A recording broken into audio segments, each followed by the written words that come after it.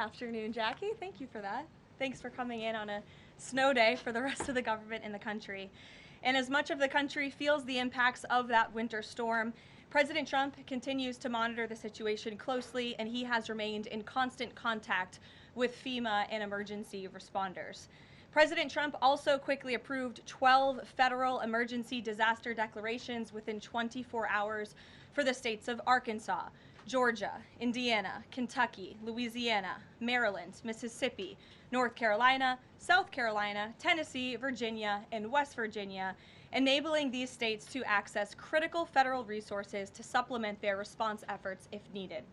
These declarations will help state-led efforts of turning power back on, clearing roads for emergency services, and keeping communities safe. The White House will continue to correspond directly with governors and local officials in the coming days, especially in those states that were harshly impacted by this storm. I would also like to address the chaotic scenes in Minnesota over the weekend. Nobody in the White House, including President Trump, wants to see people getting hurt or killed in America's streets. This includes Renee Good, Alex Pretti, the brave men and women of federal law enforcement, and the many Americans who have been victimized at the hands of illegal alien criminals. Saturday's shooting remains under active investigation by Homeland Security Investigations and the FBI. The Customs and Border Protection is also conducting their own internal review. As President Trump said yesterday, the administration is reviewing everything with respect to the shooting, and we will let that investigation play out. But let's be clear about the circumstances which led to that moment on Saturday. This tragedy occurred as a result of a deliberate and hostile resistance by Democrat leaders in Minnesota.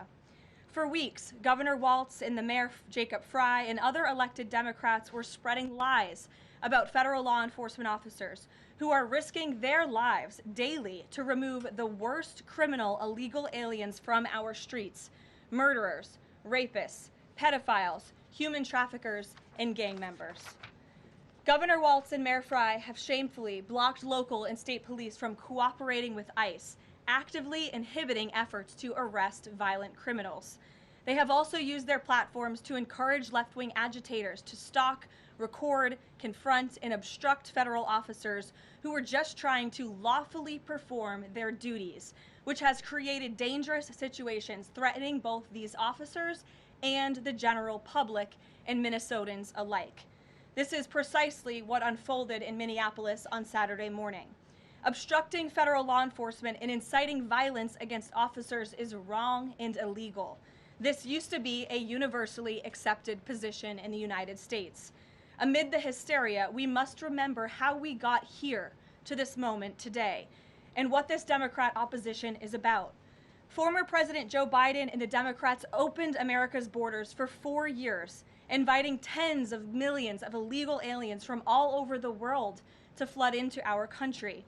Among them, violent criminals who terrorized American communities and have inflicted devastating, permanent pain and harm on law-abiding Americans and their families.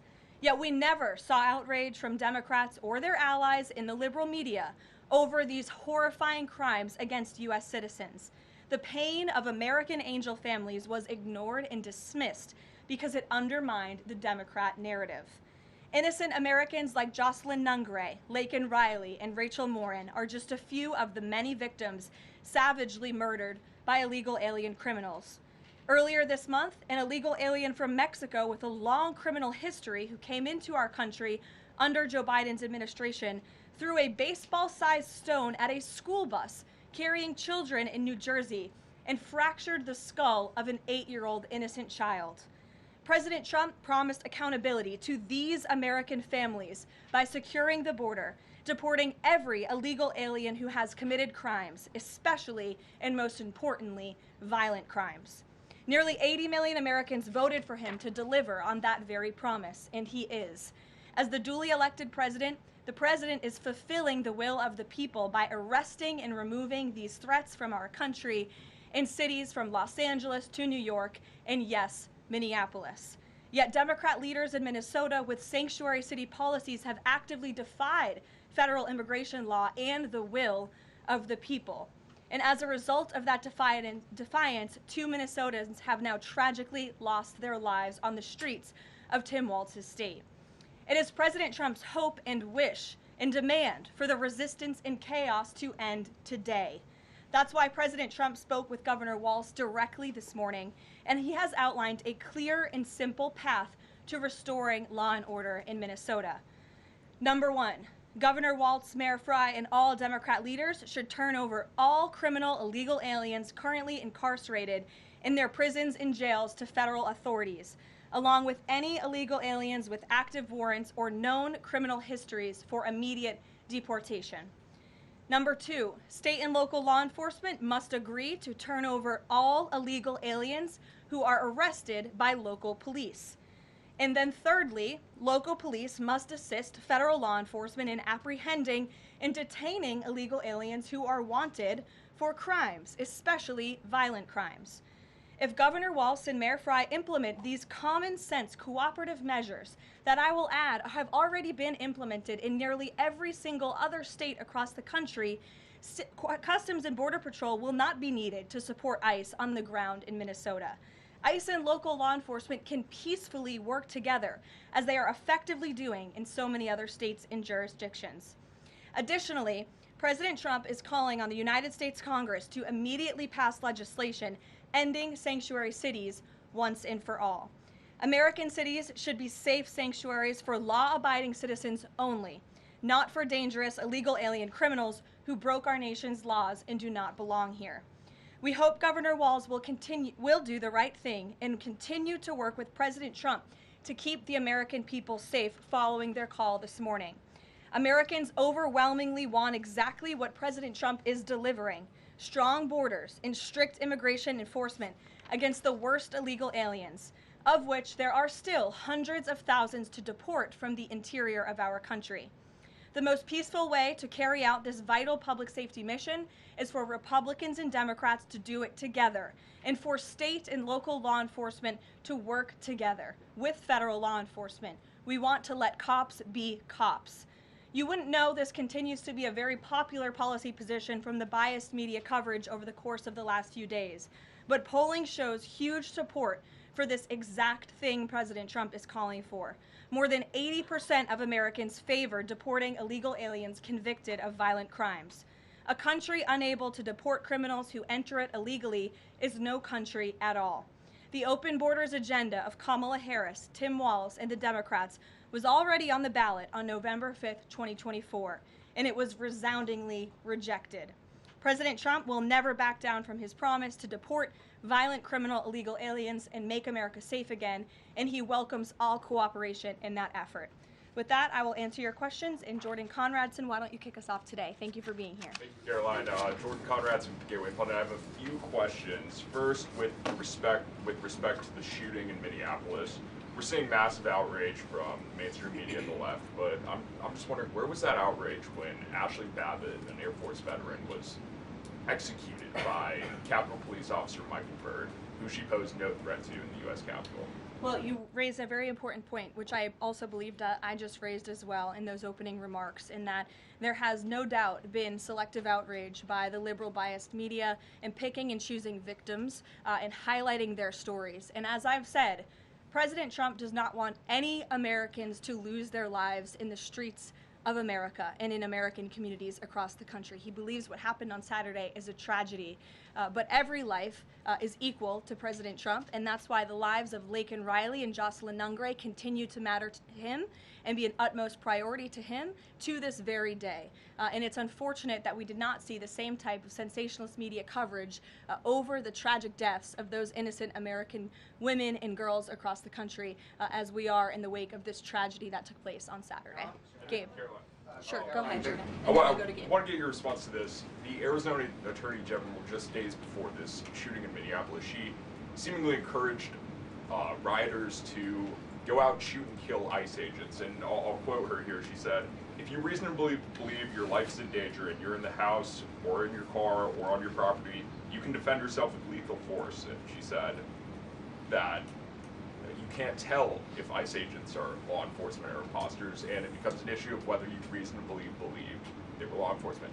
Do you have a response to that, and does the White House believe that she should be held accountable for Well, these remarks? such dangerous rhetoric, as I pointed out, is exactly what has brought us to this position today, where you have elected Democrat officials across the country who are encouraging left-wing agitators and crazy people to go out and unlawfully obstruct lawful immigration enforcement. Again, these brave men and women of ICE and Border Patrol and the federal enforcement are just trying to do their jobs to enforce our nation's immigration laws and to go after the worst of the worst in this country. I would encourage everyone in this room, and I would encourage the Arizona Attorney General to look at the video of an ICE agent in Minneapolis. He was approached by left-wing agitators who were honking their horns and were screaming slurs at him, and he rolled down his window and he said, "What are you doing? I am out here trying to catch a child predator, somebody who has convicted crimes against an innocent child, and you are trying to obstruct me from doing my job." This rhetoric against ICE, comparing them to Nazi Gestapo, Donald Trump's police force, is despicable, it is shameful, and it is precisely what has led to the escalation of tensions in Minneapolis and in other places across the country. Gabe, go ahead. Be looking into her for justifying violence? I would defer you to the Department of Justice on that. Thank you, Karoline. Regarding Minnesota, on Saturday, the Department of Homeland Security posted that Pretti looks like he wanted to do maximum damage and massacre law enforcement. Stephen Miller on Saturday posted that, or called Pretti a would-be assassin. Why did administration officials jump to conclusions before an investigation had even been conducted? Well, look, this has obviously been a very fluid and fast-moving situation throughout the weekend. As for President Trump, whom I speak for, he has said that he wants to let the investigation continue and let the facts lead in this case. With regards to the deployment of Tom Homan to Minneapolis, should the deployment of Mr. Homan to Minneapolis be seen as a sign that the president is dissatisfied with how the officials on the ground had handled the incident? No, Mr. Homan is doing an exceptional job, and he has been working with Secretary Noem and President Trump over the course of the last year. Secretary Noem still has the utmost confidence and trust of the President of the United States, and she's continuing to oversee the entire Department of Homeland Security and all of the immigration enforcement that's taking place across the whole entire country. Of course, Secretary Noem is also in charge of FEMA, and we are in the wake of a brutal winter storm where hundreds of thousands of Americans have been impacted by that. So, Borders Are Homan is in a unique position to drop everything and go to Minnesota to continue having these productive conversations with state and local officials, and I know that he's catching a plane in just a few hours to do just that at the request of the president. Jennifer. On Saturday's shooting, has the president been briefed, and have you been briefed on specific details of the shooting? How many shots were fired? How many guns discharged? And I mean, did the protesters' gun go off, or only the officers' guns? Do you have any of those details? Again, the investigation is continuing, Jennifer, and we will let the facts lead, and we will let the facts play out in this investigation. I do know that HSI and FBI are conducting interviews with those that were involved and the agents who were involved in this unfortunate tragedy on Saturday. Are they keeping the president up to date on all those details? The president is obviously very much on the ball with respect to this investigation. I think he's made that quite clear with the various statements that you've seen him put out, and also the 4 points that the president has outlined as well to Governor Walz, and to encourage him to cooperate with ICE and with the administration. Mary. Thanks, Caroline. To follow on Gabe's question, Secretary Noem said Alex Pretti committed an act of domestic terrorism. Stephen Miller labeled Pretti a domestic terrorist. Does the president agree with them? Look, as I've said, I have not heard the president characterize Mr. Pretti in that way. However, I have heard the president say he wants to let the facts and the investigation lead itself. Was he alarmed to hear his top officials referring to him in that way, rushing to that judgment? Danny, go ahead. Thanks, Caroline. On Stephen Miller's comments, will Stephen Miller be apologising to the family of Alex Pretti for calling him, quotes, an assassin who tried to murder federal agents, despite the fact that, as you say, this is still under investigation? Look, again, this incident remains under investigation, and nobody here at the White House, including the President of the United States, wants to see Americans hurt or killed and losing their lives in American streets.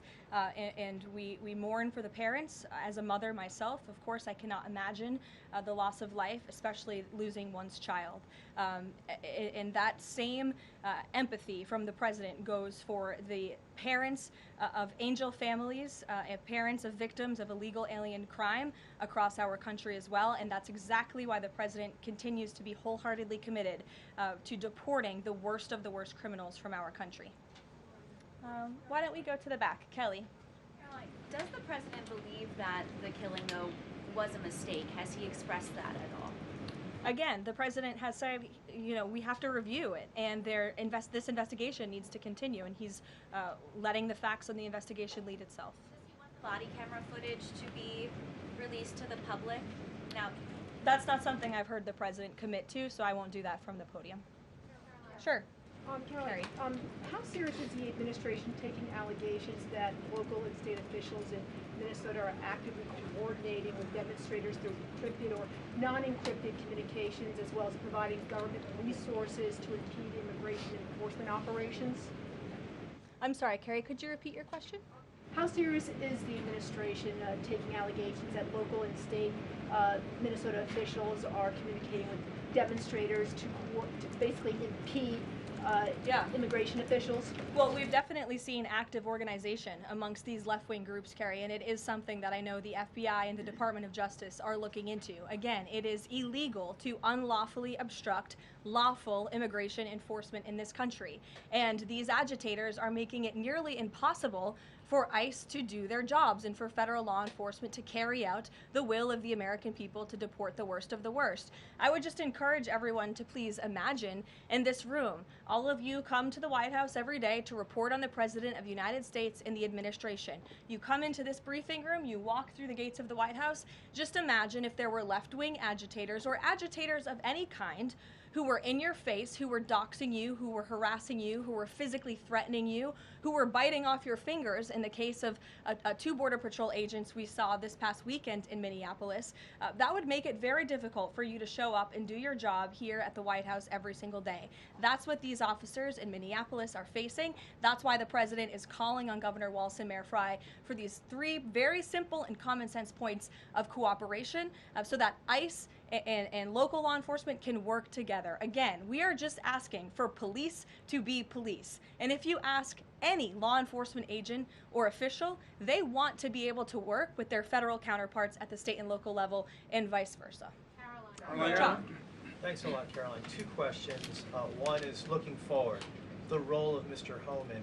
Is he being sent by the president to diffuse the situation that exists right now on the ground? Is he the point person essentially for the White House in terms of trying to tamp down the tensions that exist right now in Minnesota? Well, Mr. Homan is the point person for cooperating with state and local authorities and corresponding with them, again, to achieve this level of cooperation to subdue the chaos on the streets of Minneapolis. And I would just point out that Mr. Homan is someone who has been lauded for many, many decades for his experience working in law enforcement. In fact, this is a Washington Post headline from 9 years ago, 2016. Meet the man the White House has honored for deporting illegal immigrants. And I would remind everyone in this room that it was former President Barack Hussein Obama who awarded a medal to Mr. Homan. So he's obviously very qualified. He has the full trust and faith of the president. He will continue to have these meetings in the hopes that ICE and local law enforcement can cooperate and work together to have successful immigration enforcement, as we've seen in almost every other state across the country. And secondly, Karoline, can you talk a little bit about tomorrow's trip by the president to Iowa, what the purpose of that trip is, what the goals of that trip are? Sure, yes. Tomorrow, President Trump will be traveling to Des Moines, Iowa. He will be making a local visit at a local business, and then he will be giving a speech on affordability and on the economy. And I know he very much looks forward to being there, to meeting with the great people of Iowa, but also lawmakers as well. Jake.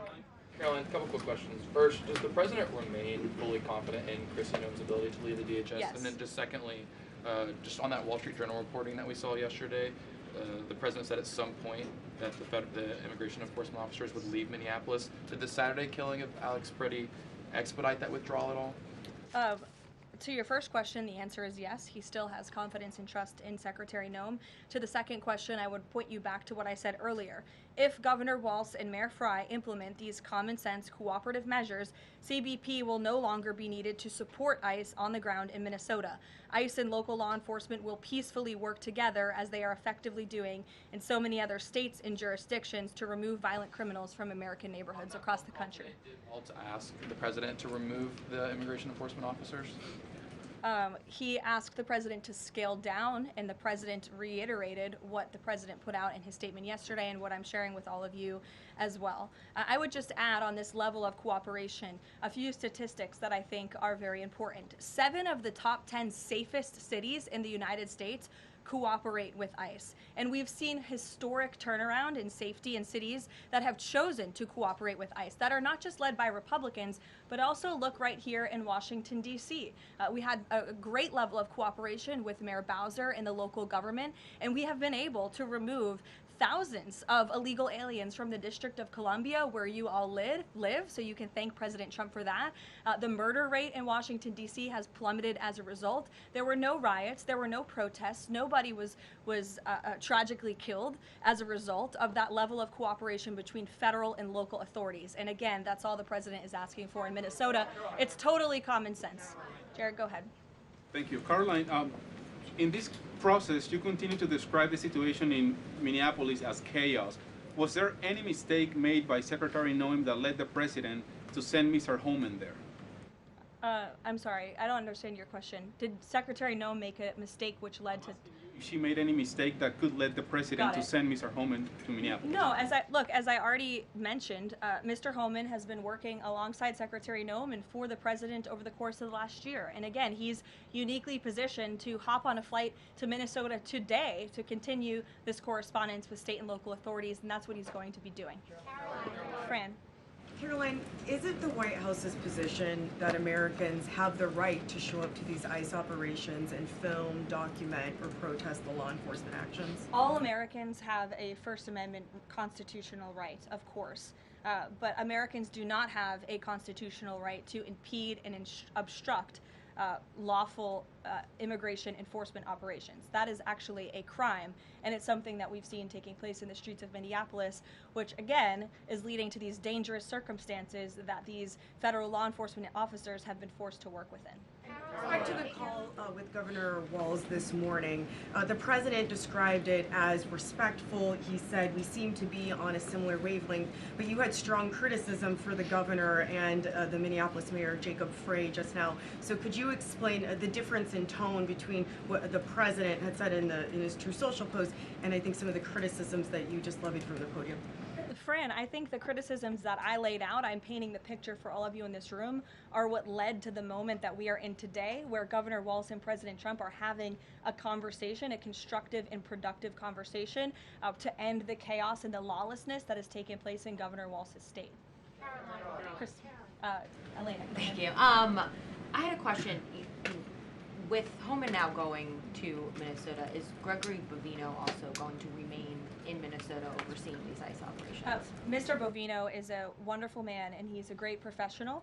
He is going to very much continue to lead Customs and Border Patrol throughout and across the country. Mr. Homan will be the main point of contact on the ground in Minneapolis. And to follow up, given what we've heard from several Trump administration officials, people like Stephen Miller, as people point out, calling him a domestic terrorist, Bovino saying that Pretti was out to massacre law enforcement, why not require ICE agents to wear body cameras to clear up some of the disputes that we are hearing from witnesses and video footage versus what the administration has been saying? Well, that's a policy question that I know the policy folks in the building are having with members on Capitol Hill, and I'll leave it to them and the president to make that decision. And I just my final question is on, you were talking about the level of cooperation that the president talked about with Governor Walz.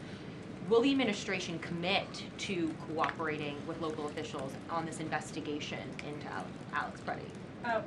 The president spoke about this with Governor Walz and said he would have a discussion about it. He did not make a commitment, and so therefore I won't make that commitment here.